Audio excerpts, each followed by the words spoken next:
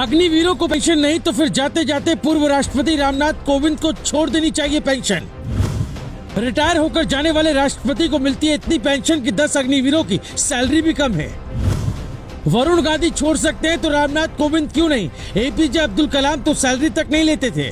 हम आपको ये बताएं कि राष्ट्रपति को रिटायर होने के बाद कितनी पेंशन, कितने सुरक्षा कर्मी और कैसा बंगला मिलेगा। उससे पहले यही कहेंगे कि इस वीडियो को इतना शेयर करिए कि पूर्व राष्ट्रपति रामनाथ कोविंद तक पहुंच जाए। जब वो खुद पेंशन छोड़ेंगे तो मोदी सरकार पर दबाव बनेगा। देश के सांसदों और विधायकों को मिल रही मनमानी पेंशन पर रोक लगेगी। प्रणब मुखर्जी ने राष्ट्रपति की कुर्सी पर बैठकर एक बड़ा संदेश दिया था। उन्होंने कहा था कि राष्ट्रपति सबका होता है, इसलिए मैं किसी को वोट नहीं करूंगा। तो एक संदेश रामनाथ कोविंद को भी देना चाहिए। अगर वो पेंशन छोड़ दे तो क्या होगा, हम आपको समझाते हैं। हर जिम्मेदार व्यक्ति को जाते वक्त कुछ न कुछ त्याग कर जाना चाहिए, तभी तो वो मिसाल बनेगा। पहले सुनिए रामनाथ कोविंद को क्या क्या मिलेगा, फिर आपको दिखाते हैं कि एपीजे अब्दुल कलाम ने अपनी सैलरी क्यों छोड़ दी थी। राष्ट्रपति रामनाथ कोविंद को अब एक ऐसा बंगला मिलेगा जिसका महीने का खर्च 2 से 3 लाख होगा। 12 जनपद पर ये सरकारी बंगला पूर्व राष्ट्रपति कोविंद का होगा। इस सरकारी बंगले में कभी पूर्व केंद्रीय मंत्री रामविलास पासवान रहा करते थे। ये लुटियन दिल्ली के सबसे बड़े बंगलों में शामिल है। कई दिनों से इस बंगले को सजाया जा रहा है। प्रेसिडेंट एक्ट 1951 कहता है कि रिटायरमेंट के बाद राष्ट्रपति को हर महीने पेंशन मिलेगी। पेंशन की राशि 5 लाख रुपए प्रति माह होगी। काम की देखरेख के लिए 2 सचिव और सुरक्षा के लिए दिल्ली पुलिस के 2 जवानों को लगाया जाएगा। इसके अलावा 5 लोगों का पर्सनल स्टाफ होगा। इनके आवास के लिए 2 लैंडलाइन, 1 मोबाइल और 1 इंटरनेट कनेक्शन मिलेगा। इसके अलावा पानी और बिजली मुफ्त मिलेगा। सरकार की ओर से एक कार और एक ड्राइवर दिया जाता है। इसकी सैलरी और पेट्रोल का खर्च भी सरकारी वहन करती है। हर महीने गाड़ी के लिए 250 लीटर पेट्रोल दिया जाता है। ट्रेन और फ्लाइट में लाइफ टाइम फ्री टिकट दिया जाता है। इसके अलावा राष्ट्रपति की पत्नी को 30,000 रुपए बतौर सचिवीय सहायता के तौर पर दिया जाता है। अब सवाल उठता है कि जब राष्ट्रपति के पास सब कुछ होता है, उनकी किसी से राजनीतिक दुश्मनी तक नहीं होती, तो इतना तामझाम क्यों किया जाता है? क्या वो पेंशन छोड़कर एक बड़ा दिल नहीं दिखा सकते?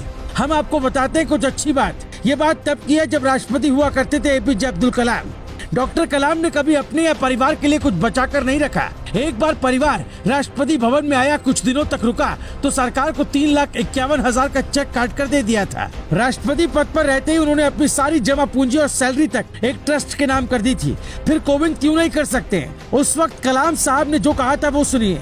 मैं देश का राष्ट्रपति बन गया हूँ, इसलिए जब तक जिंदा रहूंगा सरकार मेरा ध्यान आगे भी रखेगी ही। तो फिर मुझे तनख्वाह और जमा पूंजी बचाने की क्या जरूरत? डॉक्टर कलाम को अपने बड़े भाई एपीजे मुत्थु मराईकयार से बहुत प्यार था, लेकिन उन्होंने कभी उन्हें अपने साथ राष्ट्रपति भवन में रहने के लिए नहीं कहा। उनके भाई का पोता गुलाम मोइनुद्दीन उस समय दिल्ली में काम कर रहा था जब कलाम भारत के राष्ट्रपति थे, लेकिन वो तब भी मुनीरका में किराए के कमरे में रहा करते थे। जब कलाम जैसे महान इंसान ऐसा कर सकते हैं तो कोविंद को भी करना चाहिए।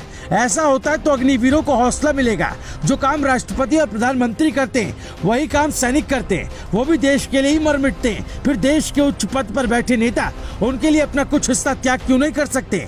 रेल मंत्रालय ने वरिष्ठ नागरिक मान्यता प्राप्त पत्रकार, युवा किसान, दूधिए, saint John ambulance brigade, Bharat Seva Dal, research scholars, पदक विजेता शिक्षक, सर्वोदय समाज, scout guide, war widow, artist और खिलाड़ियों सहित 30 से ज्यादा कैटेगरी के लोगों को टिकटों पर मिलने वाली 30% की छूट बंद कर दी है। फिर रामनाथ कोविंद को क्यों नहीं ये सारी सुविधाएं छोड़ देनी चाहिए? प्रधानमंत्री की अपील पर पिछले साल तक देश भर में 1 करोड़ से ज्यादा घरेलू रसोई गैस उपभोक्ताओं की सब्सिडी छोड़ दी थी। हालांकि गैस सिलेंडर के दाम बढ़ने के कारण 1.25 लाख लोग वापस सब्सिडी लेने लगे। इसके विपरीत ज्यादातर सांसद और विधायकों ने गैस पर अपनी सब्सिडी नहीं छोड़ी है।